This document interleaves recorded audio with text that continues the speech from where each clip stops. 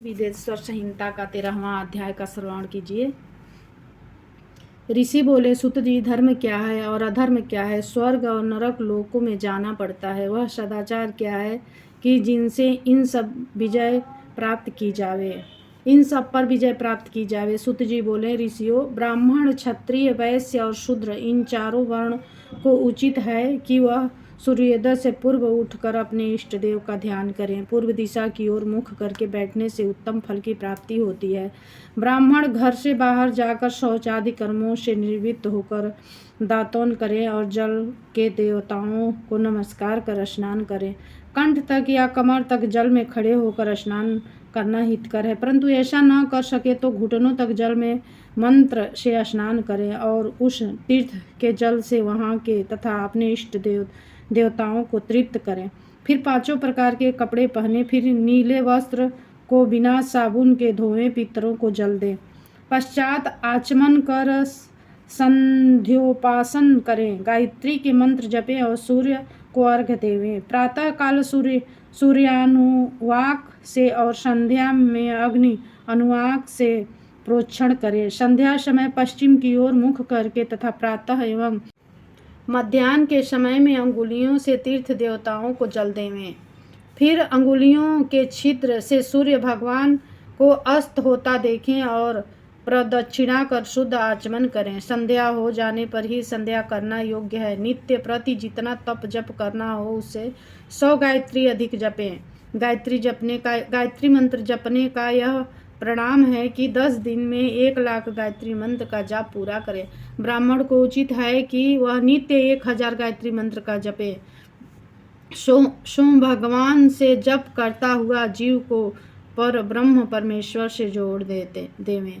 इस प्रकार 1000 बार का जप ब्रह्म पद और 100 का जप इंद्र पद देने वाला है तथा इससे कमती बढ़ती जप अपनी रक्षा के लिए और ब्राह्मण योनि प्राप्त होने के लिए है। धर्म से अर्थ, धन, अर्थ से भोग और भोग से वैराग्य होता है, परंतु विपरीत अधर्म से पैदा किए धन के उपयोग से मोह की प्राप्ति होती है। अतः धर्म 2 प्रकार का है, एक देह से, दूसरा धन से।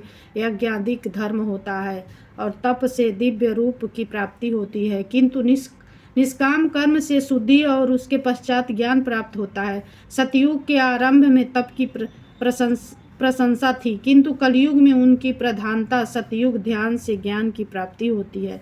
जो जैसा पाप पुण्य करता है उसे वैसा ही फल मिलता है। हिंसा ही अधर्म का रूप है तथा मुख ही धर्म का रूप है। सुख ही धर्म का रूप है। यदि कोई उत्तम ब्राह्मण को 100 वर्ष तक वृत्ति जीवन का खर्च देता है तो उसे ब्रह्मलोक प्राप्त होता है और 1000 चंद्रायण व्रत करने से भी ब्रह्मलोक की प्राप्ति होती है, क्योंकि जब तक जिसका जो अन्न खाता है तब तक वह जो कुछ आत्म विचार, कीर्तन, श्रवण आदि करता है उसका आधा फल दाता को मिलता है। इसी तरह देने वाले को चाहिए कि वह जो भी वस्तु दान में लें उसका कुछ अंश दूसरों को दान करता रहें। वह तब तक करें या अन्य उचित साधनों में पाप का संशोधन कर दें, अन्यथा वह गौरव नरक में पड़ता है। मनुष्य को चाहिए कि वह अपने प्राप्त किए धन के 3 भाग करे। एक धर्म, बुद्धि, नित्य नैतिक कर्म धर्म में मन को लगावें। बचत का कोष नियत करें, किसी को कष्ट न दें और अपना निर्वाह थोड़े में करें। यदि कृषि द्वारा कमाया हुआ धन हो तो पाप शुद्धि के लिए उसका 10वां भाग दान कर दें और दोष धन से धर्म पूर्वक गृहस्थी चलावें, अन्यथा गौरव नरक में पड़ेगा अथवा बुद्धि भ्रम हो जाएगा या अन्य ही उत्पन्न न होगा। ऐसे ही व्यापार में पैदा किए हुए धन का 6ठा भाग दान कर देता रहें, क्योंकि मांगने पर न देने से जन्मांतर के लिए ऋणी रह जाता है। बुद्धिमान को उचित है कि वह दान देकर दूसरों से न कहें, कानों से सुना और आँखों से देखा दोष भी न कहें। प्रातः और सायं दोनों समय संध्या एवं हवन करें। यदि दोनों समय न हो सके तो एक समय तो अवश्य ही करें। कभी न बुझने वाली अजस्र अग्नि स्थापित करें अथवा केवल जप मात्र और सूर्य देव की वंदना करें। श्री शिव महापुराण का 14वां अध्याय। ऋषि बोले, हे महर्षि, अग्नि यज्ञ, ब्रह्म यज्ञ, गुरु पूजा और ब्रह्मा तृप्ति को क्रम से कहिए। सुत जी बोले, हे ऋषियों, अग्नि में द्रव्य युक्त हवन करना अग्नि यज्ञ है। हे ब्राह्मणों, यह कई प्रकार का होता है।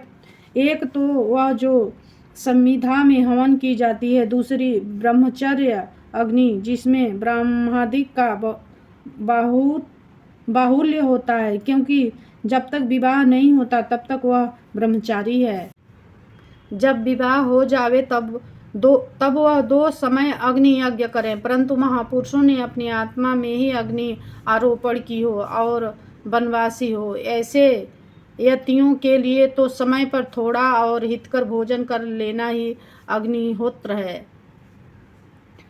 विवाह के समय से अग्नि साधना को सदैव सुरक्षित रखना ही उचित है। उसे कुंडलियां भांड में रखें, ऐसी अग्नि कहलाती है।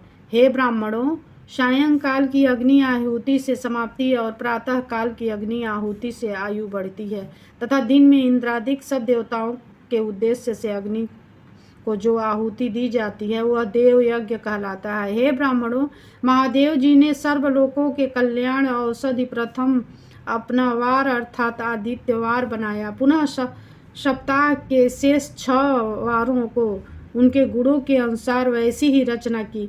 उन्होंने प्रत्येक दिन का उसका देवता और उसका फल नियत कर दिया, जिनसे आरोग्य, संपत्ति, व्याधिनाश, पुष्टि, आयु, भोग, मृत्यु और हानि ये यथाक्रमशः प्राप्त होते रहते हैं। इन दिनों के देवताओं की प्रीति से उनकी पूजा का वैसा ही फल देने वाले भगवान शिव हैं। जिस देवता को प्रसन्न करना हो उसका मंत्र, होम, दान और तप करें। नेत्र, सिर एवं कुष्ठ रोग की शांति के लिए आदित्य देव की पूजा करके ब्राह्मणों को भोजन करावें। 3 दिन, 3 महीने, 3 वर्ष अथवा इससे अधिक भी पूजा करने का विधान है। पापों की शांति के लिए रविवार के दिन की पूजा उत्तम है, जिसमें कि जप आदि से इष्ट देव को प्रसन्न किया जा सकता है। लक्ष्मी प्राप्ति के लिए सोमवार को लक्ष्मी जी की पूजा करें। रोग शांति के लिए मंगलवार है, इसमें काली आदि का भजन पूजन करें और उर्द, मूंग आदि देकर ब्राह्मणों को भोजन करावें। बुधवार के दिन विष्णु भगवान का दही, सेव आदि अनेक प्रकार के पूजन करें तो सर्वदा पुत्र, मित्र, कलत्र, स्त्री की पुष्टि होवे। बृहस्पति का दिन आयु वर्धक है। इस दिन ब्राह्मणों को गौ देवताओं को उपवीत वस्त्र आदि प्रदान करके क्षीर, दूध, घी से पूजन करें। भोगों का इच्छुक शुक्रवार को जितेंद्र हो तरस भोजन युक्त देवताओं और ब्राह्मणों की पूजा करें। स्त्री प्राप्ति के लिए शनिवार के दिन रुद्र आदि का पूजन करें और काले तिल का होम करें तथा तिल का ही दान और तिल का ही भोजन करावें।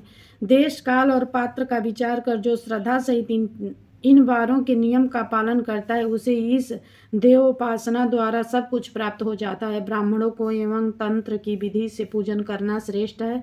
धनवान हो तो तप के द्वारा देवताओं की उपासना करें, अधिक धनी हो तो धन से पूजा करें। इस प्रकार अवश्य फल प्राप्त होता है।